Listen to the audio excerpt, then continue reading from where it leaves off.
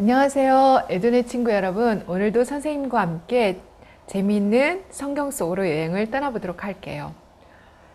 애굽의 왕자이며 왕족의 어머니에 대한 자부심과 행복으로 모세는 젊은이가 바랄 만한 모든 것을 가지고 있었어요. 돈, 으리으리한 집, 많은 하인들, 마차와 말들, 이 모든 것이 그의 것이었어요.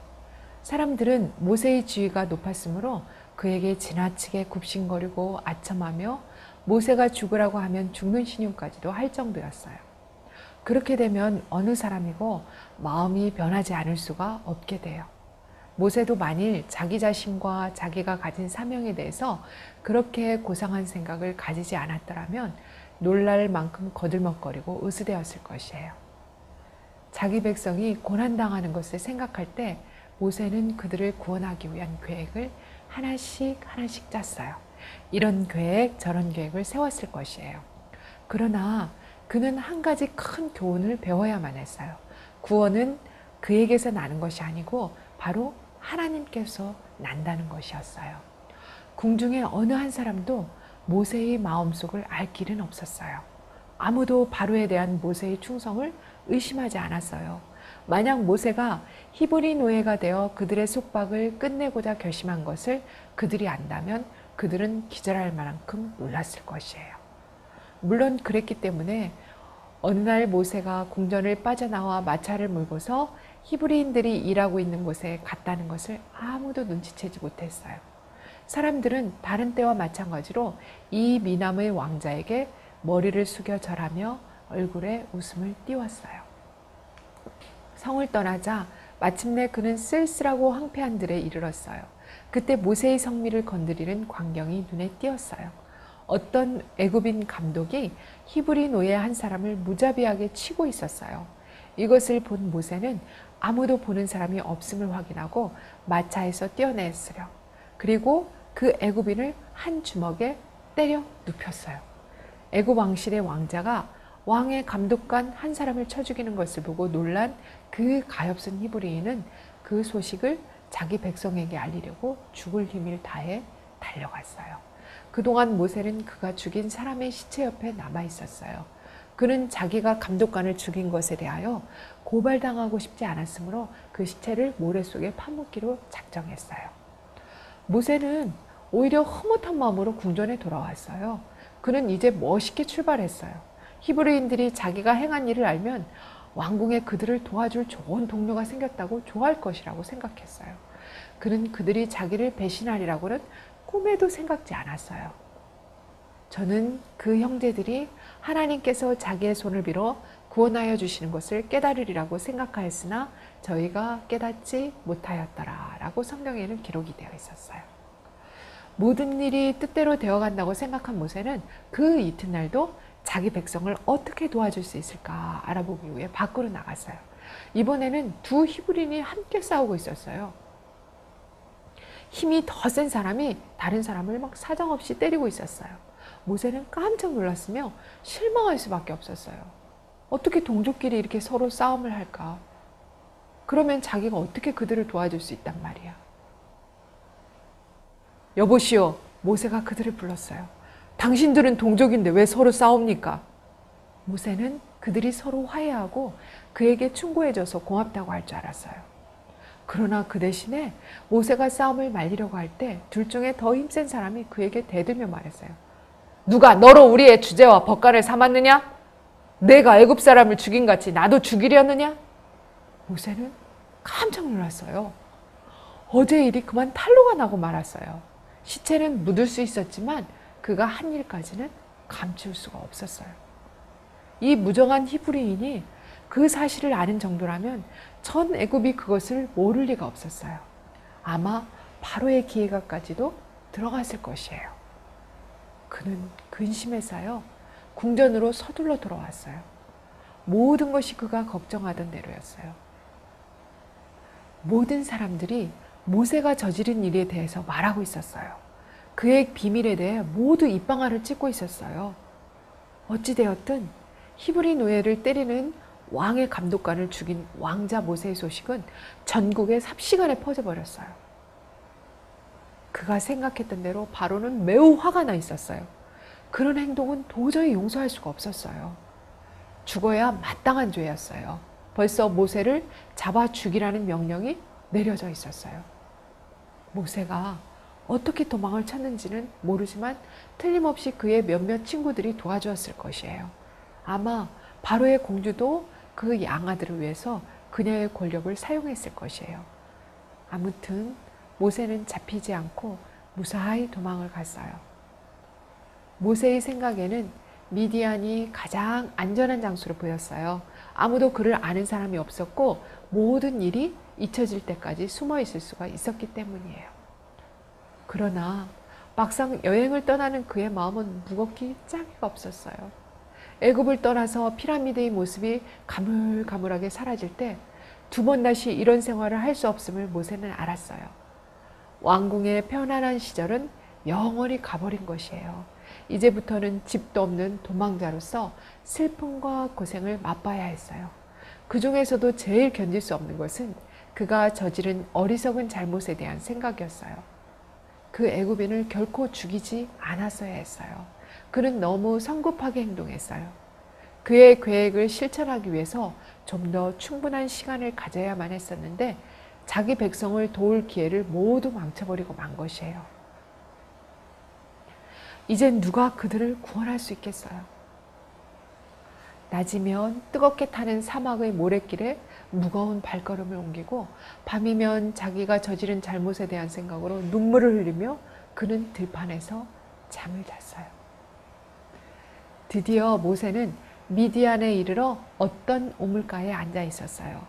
저녁이 될 때쯤 그는 젊은 처녀들 7명이 자기를 향해 오는 것을 보았어요. 사막에서 느끼는 외로움 때문에 그 처녀들은 더욱 반갑게 보였을 것이에요. 그는 그들이 그 지역에서 유력한 이드로라는 사람의 딸들이란 것을 알게 되었어요.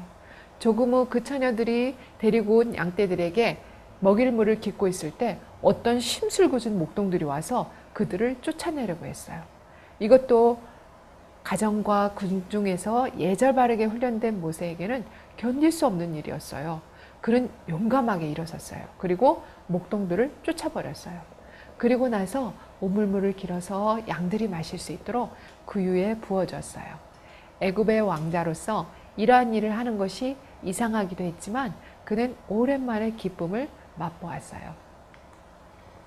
양들이 물을 마신 후에 7 소녀들은 그에게 인사를 하고 급히 집으로 갔어요. 아버지는 그 소녀들에게 어떻게 보통 때보다 이렇게 빨리 왔느냐고 물었어요. 소녀들은 어떤 애굽인이 친절하게 목동들을 쫓아주고 양떼에 물을 길어줬다고 말했어요. 이드로는 물었어요. 그러면 그 사람이 어디 있느냐? 너희가 어찌하여 그 사람을 버리고 왔느냐? 그를 청하여 음식으로 대접하라. 그래서 7 소녀들은 우물 있는 곳으로 우르르 몰려왔어요. 그리고는 모세에게 자기들의 무례한 행동을 사과했어요. 그들은 모세를 집으로 청했어요. 모세는 그곳에서 여러 해를 보내게 되었어요. 그리고 그곳에서 모세는 하나님께서 그에게 가르치시고자 했던 교훈들을 배운 것이에요. 참으로 이상한 것은 모세가 하나님의 교훈을 배우는 데 걸린 시간이 애굽 사람의 모든 학문을 배우는 데 걸린 시간과 꼭 같았던 것이에요. 세월은 흘렀어요. 모세는 우물가에서 만났던 7 소녀 중에서 십보라와 결혼했어요. 그래서 2 아기를 낳았어요. 첫 아기의 이름은 게르솜. 그것은 나그네라는 뜻이었어요. 모세가 외국에서 나그네가 되었기 때문이에요. 둘째 아기는 엘리에셀인데 나의 하나님은 도움이시라는 뜻이었어요. 아기들 이름 속에 아주 좋은 뜻이 들어있죠. 갈대숲 사이에 놓인 작은 바구니에서 공주에게 발견된 후로 80년이 흘렀어요. 모세는 애굽 사람들의 학문을 배우기 위해서 애굽에서 첫 40년을 보냈어요. 그는 전에 배웠던 것을 잊어버리기 위해서 남은 40년을 미디안의 한 목자로서 보낸 것이에요. 모세는 이제 더 이상 자부심 강한 왕자가 아니었어요. 나이 많고 지칠 대로 지치고 슬픔을 아는 사람이었던 것이에요. 그렇지만 조금도 실망할 필요가 없었어요. 하나님께서 그의 곁에 계셨으니까요. 그가 세상에 태어난 이후 매일 매순간 하나님께서는 모세를 돌보고 계셨어요. 그래요. 그리고 하나님께서는 아직도 모세를 위한 요게벳의 기도와 어떠한 일이 있어도 정의대로 행하겠다는 모세 자신의 결심을 기억하고 계셨어요. 비록 모세가 깨닫지는 못했지만 하나님께서는 아직도 그가 자기의 백성을 노예 생활에서 해방시킬 진리의 용사가 되리라고 믿고 계셨어요. 드디어 때가 되었어요. 하나님께서는 준비를 마치셨어요. 모세도 이제 준비가 되었어요. 그리고 두 분은 만났어요. 궁전에서 만난 것도 아니고 어떤 피라미드 근처에서도 아니고 광야의 바로 가시덤불 옆에서 만났어요. 어느 날 쓸쓸한 산길을 거닐 때 모세는 갑자기 이상한 광경을 보았어요. 어떤 가시덤불에 불이 붙은 것 같았어요. 그런데도 불이 타서 없어지지 않는 것이에요. 그는 무슨 영문인지 몰라서 혼자 중얼거렸어요. 내가 돌이켜 가서 이 콩 광경을 보리라. 돌기나무가 어찌하여 타지 아니하는고. 그가 애굽에서 과학을 배우던 시절에도 이와 같은 일은 한 번도 들어본 적이 없기 때문이에요. 그때 한 음성이 들려왔어요. 모세야, 모세야. 그는 주위를 둘러보았어요. 아무도 없었어요. 그는 광야에 자기 혼자만 있다고 생각했었어요. 그러나 그는 혼자가 아니었어요. 그의 이름을 아는 누군가가 그와 매우 가까운 곳에 있었던 것이에요. 바로 그때 그 음성이 또 들려왔어요. 이리로 가까이 하지 말라. 너의 선 곳은 거룩한 땅이니 내 발에서 신을 벗으라. 그제서야 모세는 하나님께서 말씀하신 것을 알았어요. 그는 얼른 신을 벗고 머리를 숙였어요. 여태까지 모세는 불타는 가시덤불을 열심히 들여다봤어요. 그러나 지금 그는 하나님 배웠기를 두려워하게 되었어요. 하나님께서 말씀하시기를 나는 내 조상의 하나님이니 아브라함의 하나님, 이삭의 하나님, 야곱의 하나님이니라. 내가 애굽에 있는 내 백성의 고통을 정령이 보고 그들이 그 간역자로 인하여 부르짖음을 듣고 내가 내려와서 그들을 건져내려 하노라 라고 말씀하셨어요. 하나님께서 자기의 백성을 그처럼 불쌍히 여기시는 것을 가만히 듣고 있던 모세는 가슴이 뭉클했어요. 그는 애굽을 떠난 후 40년 동안 그곳의 사정을 거의 다 잊어버렸어요. 그러나 하나님께서는 잊으실 수 없으셨어요. 그 긴 세월 동안 한 방울의 눈물도 하나님께서는 그냥 지나친 것이 없었어요. 그런데 왜 하나님께서는 하필이면 이런 광야에서 내게 말씀하시는 것일까? 모세는 아마도 그렇게 생각했을 것이에요. 그는 곧 그 이유를 알게 되었어요. 이제 내가 너를 바로에게 보내어 너로 내 백성 이스라엘 자손을 애굽에서 인도하여 내게 하리라. 하나님께서는 이렇게 말씀하셨어요. 안 됩니다. 갈 수가 없어요. 그가 가고 싶어 할 때가 있기는 했지만 지금은 안 됩니다. 젊을 때라면 모르지만 지금은 나이가 80인데 어림도 없어요. 이렇게 나이 많고 지쳐버린 양치기에게 말도 안 돼요. 모세는 펄쩍 뛰며 말했어요. 내가 누구간데 바로에게 가며 이스라엘 자손을 애굽에서 인도하여 내리까. 그는 옛날에 자신이 있던 태도를 완전히 버렸어요. 하나님께서는 그것을 아셨어요. 마침내 모세는 이제 하나님께서 그를 위해 마련하신 위대한 일을 할 만한 준비가 된 것이에요. 내가 너와 함께 있으리라. 내가 항상 너를 도울 것을 믿으라. 그러나 모세는 가기를 원치 않았어요. 그는 핑계를 만들기 시작했어요. 사람들이 그를 믿지 않을 것이고 그가 광야에서 하나님을 만났다는 것을 믿지 않을 것이에요. 말도 잘 못하고 무슨 말을 해야 할지도 모른다고 그는 막 핑계를 대었어요.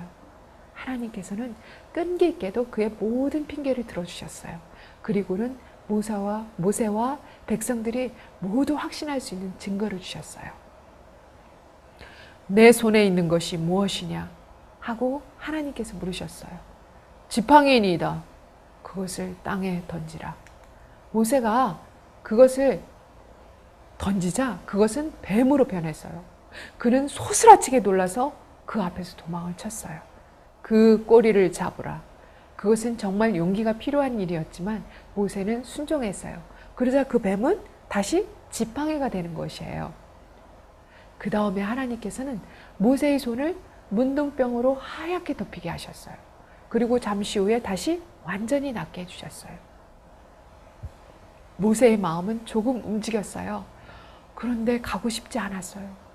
오 주여, 보낼 만한 사람을 보내소서. 그러나 하나님께서는 다른 사람을 보내기를 원치 않으셨어요. 모세를 원하셨어요. 그래서 아론을 함께 보내어 그에게 용기를 주고 말을 하도록 하셨어요. 내가 아론의 말 잘함을 아노니 보라, 그가 너를 만나러 나올 것이니라. 이것은 굉장한 소식이었어요.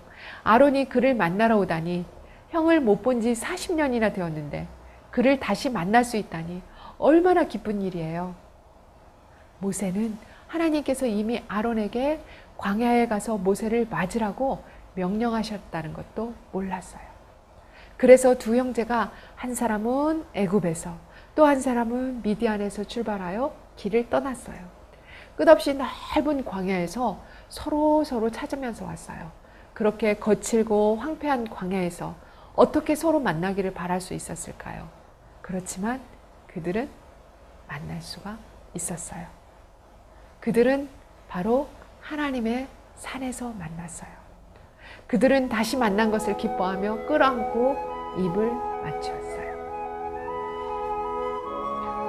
자, 앞으로 이제 모세와 아론이 만나서 애굽에 가서 어떠한 일이 벌어질지 여러분들 굉장히 궁금하죠? 다음 시간에 여행을 떠나보도록 할게요. 자, 그럼 다음 시간까지 우리 친구들 건강하게 잘 지내요. 안녕히 계세요.